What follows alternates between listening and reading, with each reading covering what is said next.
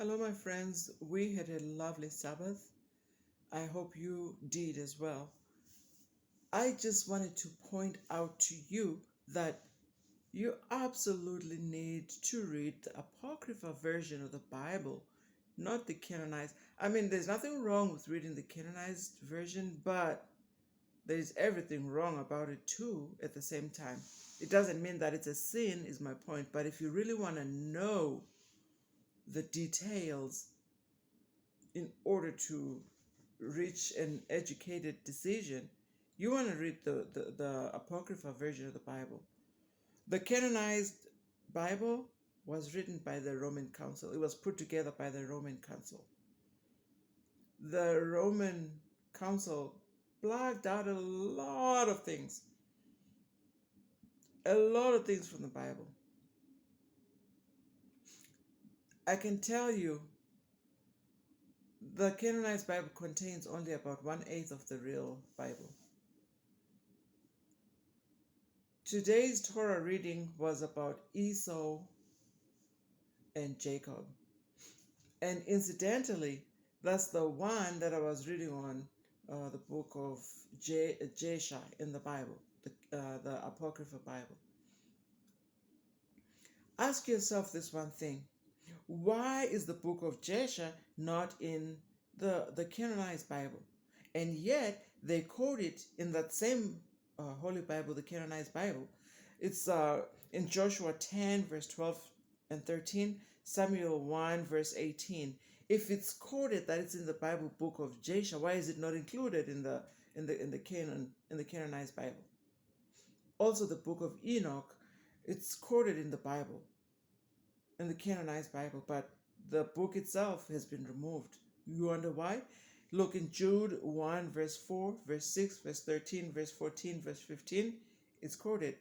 2 Peter 2, verse 4, 2 Peter 3, verse 13, John 7, verse 38. How do they quote it and fail to put it in there? Here's something that's really going to be intriguing. I better not use hyperbole. This is something really intriguing. Do you know how? Look in the book of Malachi 1, verse 13. God says, I love Jacob, but I hate Esau. They make God seem to be favoring Jacob, and the canonized Bible makes Esau the victim.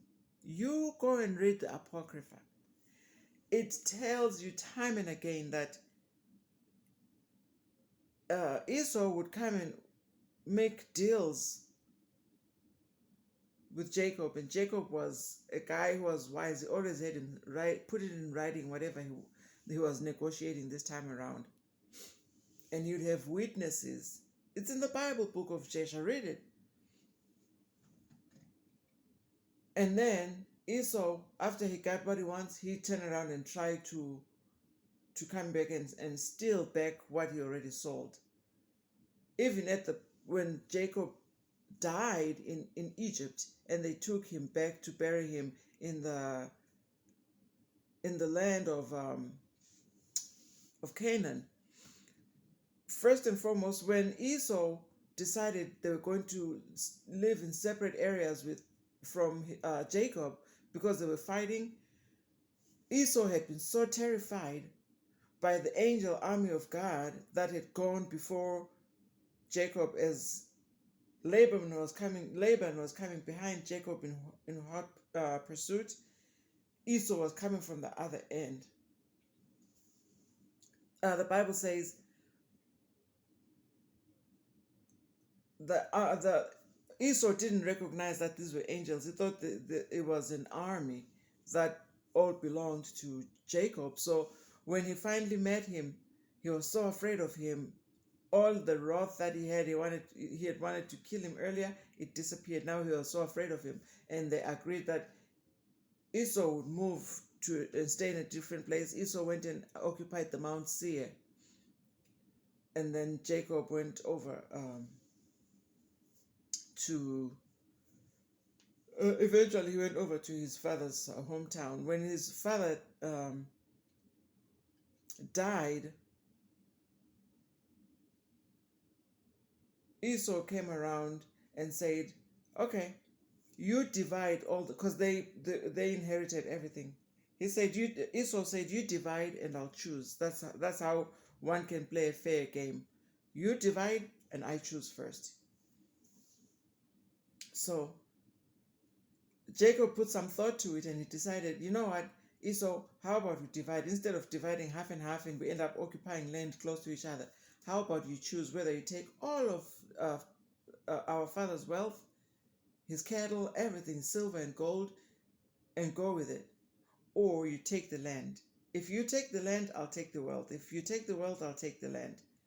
So Esau went and consulted with some of his henchmen, some weird, crooked mind friends of his, and they told him, choose the wealth. The land is yet promised, it's not yet theirs, because look, the Canaanites, they still dwell in the land. This is all their land. How can it be promising you somebody else's land?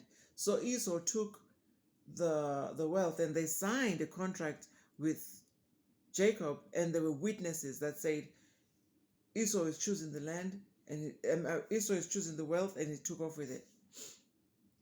So later on, when Jacob had gone to Egypt to follow his son Joseph, and he died 17 years later, they brought him back to bury him in Canaan. And Esau heard that his father had died. He came and wept. They mourned the death of Jacob. And then when Joseph, because Joseph, and according to the book of Jasher, Joseph and the Egyptian army had escorted him to give him a king's burial. When they approached the cave where the parents of Jacob were buried, Esau stood up and said, "What are you doing? This is my land. How can you bury him in my land?" Joseph said, "Not so. This is my father's land. This is Jacob's land. You took the wealth and he kept the land." And he says, "That's not true." War broke out. They started fighting. He refused to give the old man a decent burial until Esau was smote by one of the descendants of Jacob, who was deaf and dumb. He took a sword and killed him, and he took his head and buried it somewhere. The descendants of Esau only carried his body. They couldn't take his head with him. But in all of that, the canonized Bible seems to they portray Jacob as the bad guy, and yet Esau was the crook. He would get into contracts and then he'll turn around and try to steal what he already sold to somebody else. So this was a big prophetic revelation to say, if you come from families where you see or hear a lot of complaints about people stealing each other's property and this and that, there are two nations in that family: Esau's descendants and Jacob's descendants. Jacob's descendants will always be the ones who fear the law of God. They respect and honor God. Esau's descendants will pretend to, but they are mighty hunters of